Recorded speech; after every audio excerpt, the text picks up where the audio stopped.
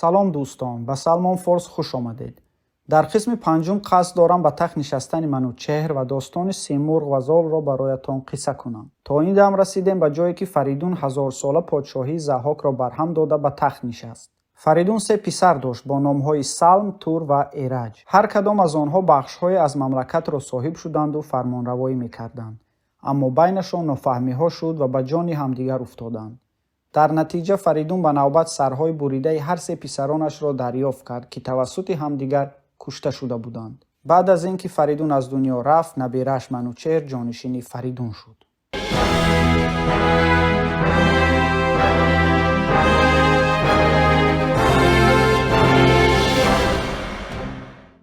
Манучеҳр барои баргузории маросими подшоҳиаш тамоми бузургони мамлакатро даъват карда буд. сараввал аз Фаридун ёдоварӣ карда ӯро як подшоҳи нек хонду аз хубиҳояш ёд кард. ӯ яктопарасте буд, ки дасти ниёзмандонро мегирифт ва бобадӣ дар ҷанг буд. Манучеҳр аз ҳама даъват кард то роҳи Фаридунро пеш бигиранду бо ҳам мамлакатро ба самти ободиву рӯшноӣ пеш баранд. ҳама аз ин суханҳои Манучеҳр хурсанд шуданд ва офаринаш мехонданд. бузургони сарзамини Аҳуроӣ дар симои Манучеҳр ҷонишини арзандаи Фаридунро медиданд. дар он маҷлис Соми Наримон аз ҷояш бархост ва гуфт: ту подшоҳи мо ҳастӣ ва ниятҳои неки ту барои мо маълум аст. ҳоло вақти он расидааст ки бар тахт бо роҳат биншинӣ ва умури мамлакатро дасти мо биспорӣ. мо дар рикоби ту паҳлавонӣ хоҳем кард. душманонатро аз байн мебарем ва ҳар коре ки барои оромиву амни тоҷу тахт бошад ба анҷом мерасонем. ту машғули умури подшоҳӣ бошу ба доди мардумонат бирас, ки ниёз ба доду адолатанд, ва умури паҳлавониву ҷанговариро ба мо биспор. ин ҳарфҳо Манучеҳрро хушҳол карданд ва ӯ ба Соми Наримон ҳадияҳои гаронбаҳо дод. баъд ҳама бузургон аз ҷой бархостанду сӯи сарзаминҳояшон баргаштанд. همه پهلوانان روی زمین منوچهر را خواندند آفرین، که فرخ نیای تو ای نیک خواه، تو را داد شاهی و تخت و کلاه. تو را باد جاوید تخت ردان، همان تاج و هم فره موبدان. دل ما یکایک به فرمان توست، همان جان ما زیر پیمان توست. جهان پهلوان سام بر پای خواست، چنین گفت که ای خسرو داد راست. ز شاهان مرا دیده بر دیدن است، ز تو داد و از ما پسندیدن است. پدر بر پدر شاه ایران تویی، گزین سواران و شیران تویی. تو را پاک یزدان نگهدار باد، دلت شادمان بخت بیدار باد. تو از باستان یادگار منی، به تخت کیبر بهار منی. به رزمندرون شیر پاینده ای، به بزمندرون شید تابنده ای. زمین و زمان خاک پای تو باد، همان تخت پیروزه جای تو باد. تو شستی به شمشیر هندی زمین، به آرام بنشین و رامش گزین. از این پس همه نوبت ماست رزم، تو را جای تخت است و شادی و بزم. شوم گرد گیتی برایم یکی، ز دشمن به بند آورم اندکی. مرا پهلوانی نیای تو داد، دلم را خرد مهر و رای تو داد. بر او آفرین کرد بس شهریار، بسی دادش از گوهر شاهوار. چو از پیش تختش گرازید سام، پسش پهلوانان نهادند گام. خرامید و شد سوی آرامگاه، همی کرد گیتی به آیین و راه.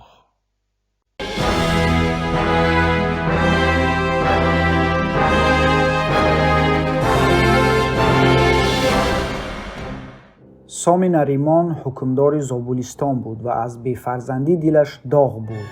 دیر باز آرزوی فرزند میکرد. یک وقت زنی برنای گلرخسارش آبستن شد. سام شادی کرد، امیدوار گشت. چون وقت و ساعتش رسید، زن پسر زایید. کودک به چهره بسیار نیکو، اما موی سرش سفید بود. مادرش و دایه ها تولد او را 1 هفته از پدرش پنهان داشتند. جرأت نمی‌کردند به وی گویند که زنی محبوبش بچه پیر زایید. نهایت یکی از دایه های دلیرتر نزد پهلوان در آمده به وی از تولد فرزندش مژده داد. ای جهان پهلوان، امروزت فرخنده و دل بدخواهانت کنده باد. خدا به تو آنچه می‌خواستی داد. زنت پسری نازنین زایید، تنش چون نقره پاک و رویش چون بهشت. در اندامش یک جای زیش ندارد، یگانه عیبش همین که مویش سفید است. طالعت چنین بوده است، دل آزرده مشو و ناشکری مکن. سام از بارگاه برآمده به حرم سرایش رفت. در بغل زنش کودکی را دید که مانندش را ندیده و نه از کسی شنیده بود. بچه گلروی و بس و دلکش بود، اما موی سر و ابروانش چون برف سفید. سام یک باره مایوس شد و از مزاح و مسخره مردمان میترسید. از حرم سرا برآمده با حسرت و ندامت میگفت: خداوندا، چرا فرزندی با این همه آرزو یافتم را در شکم مادرش پیر کردی؟ چه گناه کرده بودم که چنین جزایی را بر من روا دیدی؟ از این بچه چون بچه اهرمن، سیه چشم و مویش بسان سمن. چو آیند و پرسند گردن کشان، ببینند این بچه بدنشان. چی گویم که این بچه دیو چیست؟ پلنگی دورنگ است یا خود پریست؟ بخندند بر من میهان جهان، از این بچه در آشکار و نهان. پس فرمان داد که کودک را به جای دورتر از آن در و دیار برده پرتاید. نوکران سام کودک را از بغل مادر زار و گریانش ربودند و به کوه البرز برده پرتافتند و برگشتند. از بیمهری پدر آن پهلوانزاده بیگناه در کوهسار حواله برف و باران گردید. بچه به خواری هلاک میشد یا طعمه درندگان میگردید اگر سرنوشت به وی سیمرغ رحمدل را نمیفرستاد. سیمرغ در کوه لانه داشت. او در پی رزق بچه‌هایش از آشیان پریده بود. از بلندی چشم تیزبینش به کودک افتید و نزدش فرود آمد. بچه آدمیزاد را دید که در آفتاب سوزان خوابیده است. انگوش می‌مکد و فریاد می‌کشد. سنگ خارا برایش گهواره، دایش خاک، تن از جامه دور و لب از شیر پاک. از بچه خرس یا پلنگ هم می بود، به هر حال مادرش به سایه شخ یا خرسنگ می کشید. سیمرغ رحمش آمد، در دلش نسبت به کودک مهری تولید شد. آخر سیمرغ هم مادر بود. کودک را برداشته به آشیانش برد و نزد بچه هایش گذاشت. گمان کرد که سیمرغ چوجه های گرسنه به وی در می افتند تا کنند و خورندش و در این صورت سیمرغ به محافظت او حاضر بود. اما چوجه ها به کودک حیران می نگریستند و دم می ایستادند. سیمرغ او را به جای مادر شد و پرورشش پرداخت. بچه هایش برادران و خواهران او شدند. کودک به خورش سیمرغ چوجه ها عادت کرد. تنی برهنه‌اش به گرما و سرما و باد و طوفان ها خو گرفته آب و تاب می یافت. زمان بر این گذشت. کودک جوانی تنومند و قامت بلندی شد. از پایه کوه کاروان‌های بازرگانان می‌گذشتند. کاروانیان گاه گاه او را می‌دیدند. آنها رفتند و آوازه مردی سیم تنی کوهگرد را به کشورها بردند. اما از این آوازه ها پیشتر سام در زابل شبی از شبها از بی‌فرزندی داغدل و از کار زمان آشفته خواب رفته بود. در خواب دید که از هندوستان مردی سرفراز سوار اسب تازی دوان نزدش آمده از پسرش مژده داده گفت: پسرت زنده و برومند است. سام بیدار شد و بدان را طلبید و خوابش را به آنها گفته پرسید: شما درباره چنین خواب چی میگویید؟ آیا عقلتان میگیرد که پسرم زنده باشد، از گرسنگی و گرما و سرما نمرده باشد؟ موبدان او را ملامت کردند. چی شیر و پلنگ در خشکی و چی ماهی یا نهنگ در آب بچه‌هایشان را به مهر میپرورند، اما تو که آدمی زادی بچه بیگناهت را به کوهسار افکندی و خار کردی. از موی سفیدش آر کردی، اما موی سفید در تنی روشن و پاک چی عیب داشت؟ مگو که او زنده نیست. کسی که خداوند نگاهش می‌دارد از گرمی و سرما نمی‌میرد. پسرت را بجوی که جوینده یا بنده است. پس از چند روزی گفتگو به گوش سام آوازه مردی سیمرغ پرورده البرزی رسید. وی زود به همراهی سران سپاهش سوی البرز کوه سواری نمود. رفتند و کوهی سر به ثریا کشیده دیدند که گویا به ستاره ها راز میگفت. بالاتر برآمده در بالای کوه آشیان سیمرغ را دیدند. آشیان بلندی او بر روی خاراسنگ استوار و ستونهایش از چوبهای به هم بافته صندل و آبنوس راست کرده شده بود. سام از هیبت سیمرغ و عظمت آشیان او در حیرت ماند.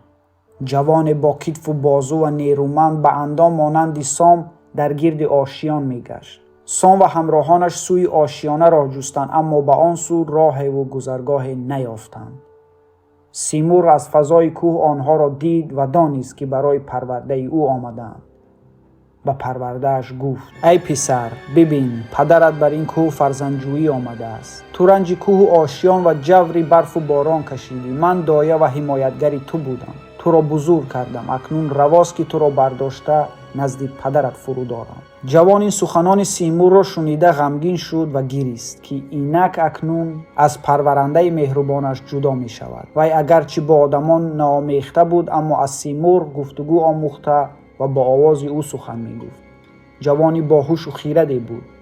به سیمرغ گفت: چی مگر تو از من بیزار شده ای؟ آخر آشیان تو جای دلخواه من و دو بال تو سرپناه من است. از تو به حد منت دارم که مرا از هلاکت رهانیده تربیت کردی. سیمرغ گفت: من تو را از خود به جهت بیزار بودن دور نمی کنم. نه، تو را به پادشاهی می فرستم. تخت و تاج در انتظار توست. با من بودنت برایم خوش است، اما آن از این خوشتر. تو یک تا پری مرا با خود بگیر و نگاه دار. اگر مبادا تو را بدی کنند و خار دارند، پری مرا بسوزان. من هماندم چون ابر بر بالای سرت حاضر شده، تو را می بردارم و بی آزار به اینجا می آورم. مهری تو در دلم تا ابد خواهد ماند. تو هم مهری دایت را از دل نبرار. سپس سیمرغ پر گشاده او را بر فراز ابرها برداشت و نزد پدرش فرود آورد. پدر رخ چون بهار و تنی پیلوار پسرش را دیده به وی دل باخت و در آغوشش گرفته از شادی گریست. پیش سیمرغ به سپاس سر فرود آورد، او را ستایش کرد و آفرین خواند. سیمرغ سوی آشیانش پرواز کرد. چشمان سام و همراهانش به وی نگران ماندند. پدر همانا گریسته به پسر گفت: دلت را به من بد مکن و از گذشته یاد منما. من تا ابد دوستدار و مهربان تو خواهم بود. اکنون که تو را یافتم، همه خواهش و آرزوهایت را به جا می آورم. آمدگان با جوان شاد و خرم به راه بازگشت رو آوردند. سام نام پسرش را زال زر گذاشت. در زابلستان وی به زال زر اسب سواری و شکار و شمشیر زنی و نیزه اندازی و دیگر هنرهای لازمه شاهان را آموزانید. این خبرها به گوش منوچهر شاه هم رسیدند. منوچهر که خود صاحب دو پسر نوذر و زراسپ بود، خیلی خوشحال گشت و به نوذر امر کرد که به پیشواز سام برود و او را با پسرش به دربار بیاورد. منوچهر زال را که دید بسیار خوشش آمد، چون به تنش لباس جنگی پوشانده بودند و برایش گفتند که این هم یکی از سربازان تو خواهد شد. ستاره شناسان را صدا کرد تا از طالع زال برایش بگویند. آنها گفتند: او پهلوانی بزرگ و جنگاوری نامدار خواهد گشت. همه عمر پشت و پناه سپاه و نگهبان تاج و تخت خواهد بود. منوچهر از شنیدن این حرفها خرسند شد و دستور داد تا به سام و زال هدیه ها تقدیم کنند. بعد از این بخش شرقی قلمروش را چین، هند، رود سین کلاً به نام سام کرد و او را فرمانروای آن نواحی تعیین کرد. بعداً با اجازت شاه پدر و پسر سمت سیستان را پیش گرفتند. وقتی آنجا رسیدند تصمیم گرفتند تا از هم جدا شوند، چون سام چند از آن نواحی را به زال سپرد تا او هم راه و رسم پهلوانی و فرمانروایی را یاد بگیرد. زال از بزرگان نواحی تحت اداره‌اش خواسته بود تا به او فرمانروایی را بیاموزند. آموزش خیلی خوب پیش می رفت و وقتش خوش بود. روز زال تصمیم گرفت تا به سمت کابل برود. در کابل حادثه های خیلی جالب با زال رخ می دهند که در قسمت نوبتی داستان های شاهنامه برایتان قصه می کنم. چنین گفت سیمرغ با پور سام که ای دید رنج نشیم و کنام، پدر سام یل پهلوان جهان، سرافراز تر کس میان مهان، بدین کوه فرزند جوی آمده است، تو را نزد او آب روی آمده است. روا باشد اکنون که بردارمت بیازار، نزدیک او آرمت. به سیمرغ بنگر که دستان چه گفت، که سیر آمدستی همانا ز جفت. نشیم تو رخشندگاه من است، دو پر تو فر کلاه من است. چنین داد پاسخ که گر تاج و گاه ببینی و رسم کیانی کلاه، مگر کین نشیمت نیاید بکار، یکی آزمایش کن از روزگار. ابا خویشتن بر یکی پر من، خجسته بود سایه فر من. گرت هیچ سختی به روی آورند، ور از نیک و بد گفت و گوی آورند. بر آتش برافگن یکی پر من، ببینی همان در زمان فر من. که در زیر پرت بپروردم، ابا بچگانت برآوردم. همانگه بیایم چو ابر سیاه، بیازارت آرم بدین جایگاه. فراموش مکن مهر دایه ز دل، که در دل مرا مهر تو دل گسل. دلش کرد پدرام و برداشتش، گرازان به ابر اندر افراشتش. ز پروازش آورد نزد پدر، رسیده به زیر برش موی سر. تنش پیلوار و به رخ چون بهار، پدر چون بدیدش بنالید زار. فرو برد سر پیش سیمرغ زود، نیایش همی بافرین برفزود. سراپای کودک همی بنگرید، همی تاج و تخت کیی را سزید. بر و بازوی شیر و خورشید روی، دل پهلوان دست شمشیر جوی.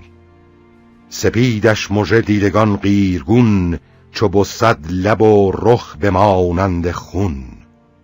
دل سام شد چون بهشت برین، بر آن پاک فرزند کرد آفرین.